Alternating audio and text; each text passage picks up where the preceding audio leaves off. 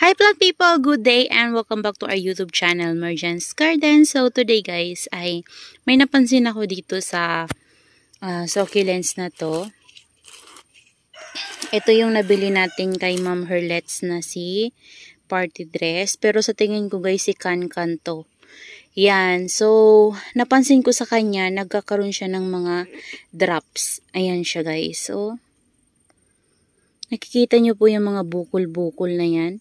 Yan, nagkakaroon siya ng drop sa panibago niyang mga leaves. Ayun, meron pa guys, so. Ayan, so nag-research ako.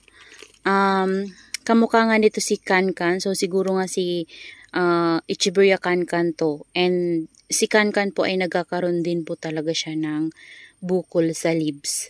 Ayan, super ganda niya po. Kaso lang nagkaroon ng mga dry yung dito niya. Yan, hinahayaan ko lang siya. Yan, nag-acclimatize kasi siya guys dito sa lowland. So, ayan, nagkaroon na siya ng mga dry leaves. So, eto, palutong na siya kaso meron pa dun sa gilid. Kaya hindi ko pa tinatanggal. So, nakadikit pa siya. So, hinahayaan ko lang po kapag ganyan para dyan siya iinom ng water habang nagpuproduce pa siya ng mga roots niya. So, ayan. So, ito po ay hindi pa talaga to stable. Hindi pa to masasabi nating stable. So, marami na siyang roots. Pero, bago lang kasi to guys sa atin. So, mga ilang weeks pa lang ito sa atin. And, may nakikita na din akong improvement sa kanya. Hindi nga lang to kagaya dati na sobrang stress talaga to guys nang dumating sa atin. As in, yung sa post din ito ni ma'am ay talagang red yung mga tips niyan guys, paikot. Pero pagdating niya sa akin guys ay mayroon pa lang siyang isang bukol. And ngayon, dumadami na guys yung bukol niya. Ayan, hindi pa naman guys dito umiinit ng sobra, pero kakastart lang po talaga uminit kahapon. Tapos dumidilim, tapos umiinit ulit. Yan, parang paunti-unti lang, dumidilim, umiinit. So, pag ganun-ganun lang guys, papalit-palit lang. Kasi nga, nagaano pa yung panahon natin. So, kaninang umaga ay umulan unti. Tapos, uminit naman siya pagdating ng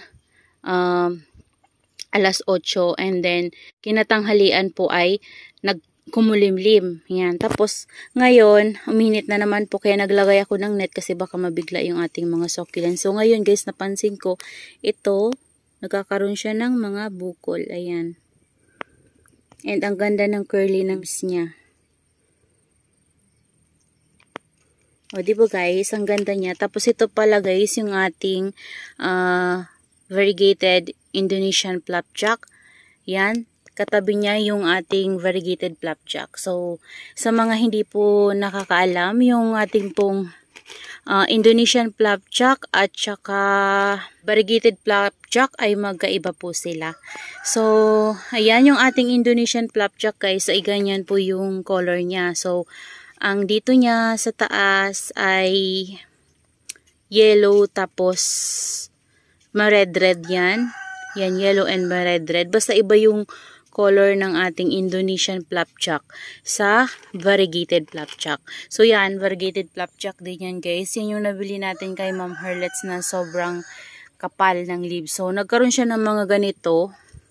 Kaya yung mga ganyan, pinagkakat ko guys. So, para hindi na makahawa. So tinatanggal ko yung mga ganyan para ayan. Para hindi na makahawa yung mga ganyan-ganyan niya. And nag-spray ako sa kanya ng fungicide. So ayan, may mga baby yan sa ilalim. And naglagay din ako dyan ng chicken manure. So ayan yung color ng ating variegated flapjack compare kay Indonesian flapjack. So sa care tips naman po nito, yan, inaalam ko pa talaga yung care tips nito guys. Kasi hindi ko pa talaga to mahuli-huli yung kiliti niya. Yan, kasi kapag meron tayo nito, nagkakaroon talaga siya ng mga dot. Hindi ko alam kung anong problema sa location ba or sa area na nilalagyan ko. Kaya, ang ginagawa ko po sa kanya ay pinaglilipat-lipat ko po. So, dati po nasa taas to. So, ngayon, nilipat ko dito sa area na to. So, sa ngayon naman guys, nung nilipat ko siya sa area na to ay naging okay naman yung leaves niya. Ayan. So, sana magustuhan niya dito. So, ito, akala ko kasi ito hindi to nagkakaroon ng caruncles. Kaso lang, sa ngayon, siguro ilalagay ko to sa mas mainit na area para lumabas talaga yung mga bukol niya sa leaves. Ayan. So, nagandahan ako sa kanya, guys. So, yung, Echeveria canca naman pala na nabili natin kay ma'am, ay kamukha niya talaga si pink curls or blue curls. Ayan. So, siguro guys, ay si blue curls to or si pink curls. Ayan siya. So, malaki pa rin siya. And, lalong naging curly yung mga leaves niya dyan. And, nag-spray ako sa kanya, guys, ng fungicide.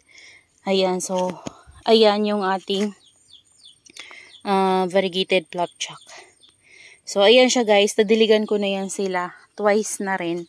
And ito din, pero hindi gaano po yung binibigay ko sa kanilang water. Kasi nga, malaki yung pot. Ayan. So, ito, na-excite ako kasi nagkaroon siya ng bukol. Ayan.